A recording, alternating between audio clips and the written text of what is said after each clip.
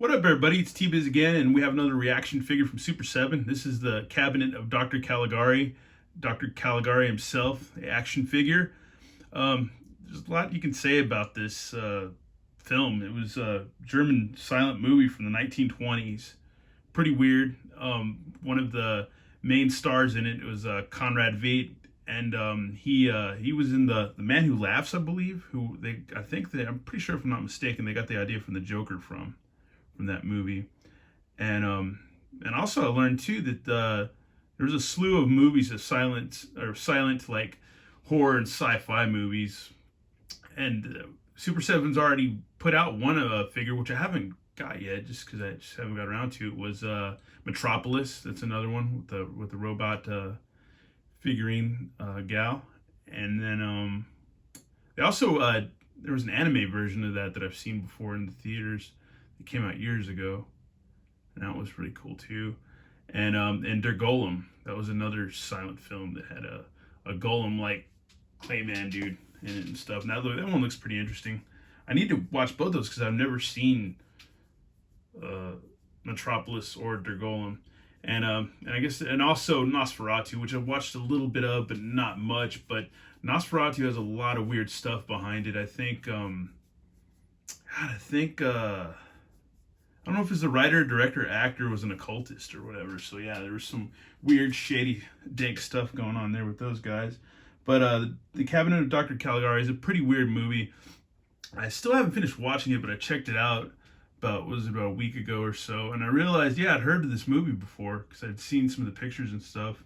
And you can watch it on YouTube. And also another weird tidbit or factoid or whatever is that here in Austin, Texas, where I live, they're having a screening at the Paramount Theater.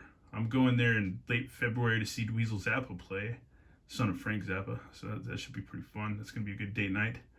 And but yeah, on February the 9th on Sunday, they're going to be screening the Cabinet of Dr. Caligari. It's too bad I have to work. I wish I didn't have to, because that would be pretty awesome to go see that movie. It'd be pretty cool just to see it in that kind of theatrical setting. And I'm sure they would have maybe even like a symphony or some kind of orchestra accompanying it, some kind of music or whatever. That'd be pretty cool too, because since it is a silent film, it needs to have a accompanying score, organ or something playing along with it, or band or whatever and whatnot. But yeah, really weird movie. What I noticed in the back of the packaging, because they got Dr. Caligari himself, creepy little old German white dude, very weird. There's a shot from the movie with Caesar in the cabinet, and Caesar is like one of the main characters. Caesar is a somnambulist. I think that's it. It's one of the strangest words. I'd never heard of that word until I looked up this movie and watched it a little bit. It's somebody who basically sleepwalks, and basically Caesar is under Dr. Caligari's some kind of weird hypnosis or whatever, and he's been asleep for supposedly 23 years. And the whole, I don't know, I guess the beginning of the movie, you've got a guy, Francis, and we're calling about him and his girlfriend, or it was his fiancee Jane, all the crap they went through from Dr. Caligari and Caesar or whatever. But yeah, it's a weird movie. There's a lot to it. I could read a little bit, but it might be a little boring. But this is from IMDb. Francis, a young man, recalls in memory the horrible experience he and his fiancée Jane recently went through. It is the annual fair in Holstenwall. Francis and his friend Alan visit the Cabinet of Dr. Caligari, an exhibit where the mysterious doctor shows the somnambulist Caesar and awakens him for some moments from his death-like sleep. When Alan asks Caesar about his future, Caesar answers that he will die before dawn. It's kind of like they're like at a carnival freak show setting, and Dr. Caligari gets a permit to kind of showcase Caesar. And I guess Francis's friend Alan asks a question, how about this? When will I die? And Caesar's like, you'll die, by tomorrow or by tonight or whatever. I think by tomorrow or whatever.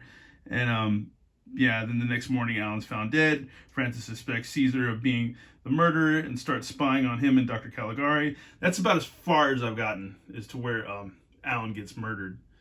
But it's a weird movie, and also you could say too that this is probably one of those type of movies you would think that influenced like Tim Burton and like Nightmare Before Christmas and their Tim Burton's dark, weird, bizarre style. Because the movie, if you look back at packaging, the room, just the rooms and stuff, it's just like they kind of hint towards it with this kind of like little explosive effect with the design in the background, but everything's kind of distorted. Like all the scenes, the streets, everything is just like rooms and stuff. Everything is really, really distorted. As you can see, that door is kind of misshapen.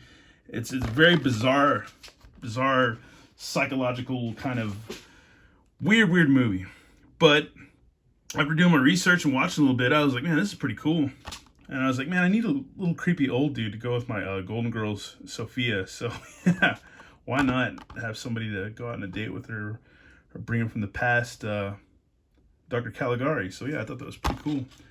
And I had to get him. But there's also some new Super7 stuff that just came out. I think there's the Pee-wee Herman, or Pee-wee's Playhouse Keshies.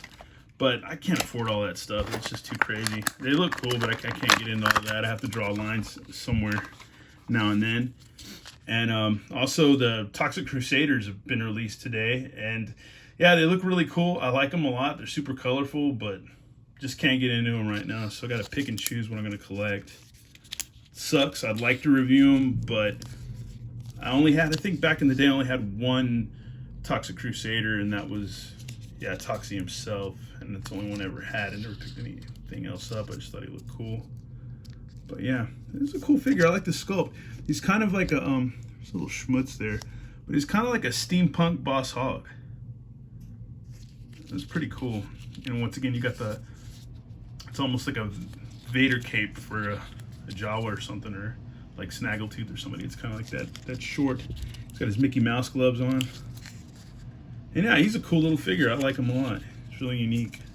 And plus, this is a movie that's weird as heck and just bizarre. And for the 20s, you know, this is Germany before, you know, Hitler and all that crazy crap. So yeah, it's interesting.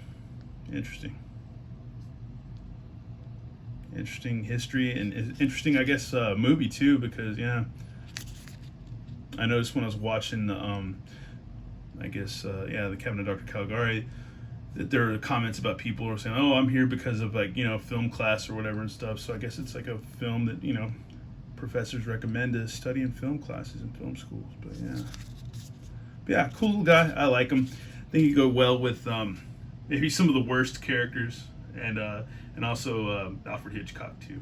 Could hang out and stuff like that. But yeah, really, really cool figure. I actually dig the card. It's not bad. It's got a unique, bizarre shape, and plus even the art, the drawing or the line drawing of Dr. Caligari is pretty cool too. It's real hypnotic and kind of reflective too. It takes a lot of glare. But yeah, it's kind of disturbing that they didn't really leave any info on the movie. But oh well, I guess they figured if you're gonna buy this, you're gonna know what it is. So yeah. Anyways, thanks for watching, y'all, and hopefully more reviews definitely on the way. And yeah, thanks for everybody who subs, watches, comments, likes, and all that. I always appreciate it. And yeah, I'll always keep the channel going as long as people come. I'll build it. All right, later, y'all. Peace.